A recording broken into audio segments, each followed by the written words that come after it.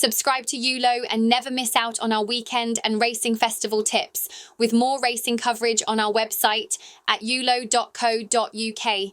Later next week, make sure to check out the ULO Weekender on Spotify to get the lowdown on the big races coming your way. An early start on Sunday, but well worth it to see the new star of sprint racing in Hong Kong, Car Ying Rising. Later on, as National Hunt Racing returns to Windsor this season, we'll check in on the Grade 2 Hampton Novices chase before our main body of action at Turles. Nicky Henderson holds the ace in the pack for the Hampton with Jinko Blue. Forgiven for his poor effort at the Cheltenham Festival when the Seven Barrows yard was altogether in poor form, this great pretender, Gelding, made no mistake on his first try over fences, putting almost 10 lengths of daylight between himself and the field.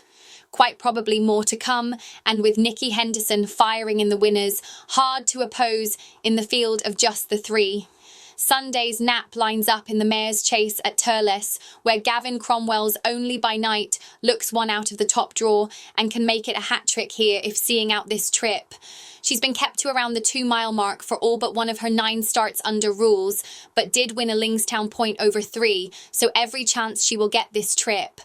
A repeat of her run in the mare's novice she ran at Cork the last day should put her spot on for this Grade 2, but the reopposing Nara is £5 better off at the weights this time, so is entitled to get closer.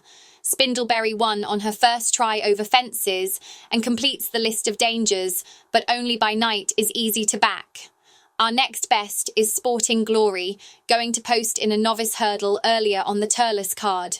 Sporting Glory wasted no time in getting off the mark after the move to Gordon Elliott's Cullentra base, winning with a bit in hand at Galway.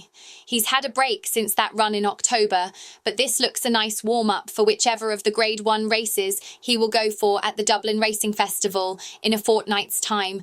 The win in that maiden hurdle the last day showed there's more to come, and with some better ground, has to be the one to follow. Paul Townend takes the reins on In at the Park, suggesting he's the pick of the close-up pair, but Sporting Glory gets our vote. Back to the crack of dawn here at Turles, where we'll set the alarm to see Car Ying Rising in the Centenary Sprint Cup. The undoubted new star of sprinting in Hong Kong, David Hayes will be looking for Car Ying Rising to make it 9 in a row, only half a length in front of the reopposing Helios Express in the Longines Hong Kong Sprint in December. Doesn't really show how easy that win was in reality, but the main threat here may come from the fast finishing How Deep Is Your Love, who lines up here on the back of a win in the Bauhinia Sprint Trophy on his first try over 5 furlongs. Zach Purton is in the chair, and this is one horse worth getting up early for, hard to oppose. Next up is Voyage Bubble, going for Group 1 honours in the Stewards' Cup.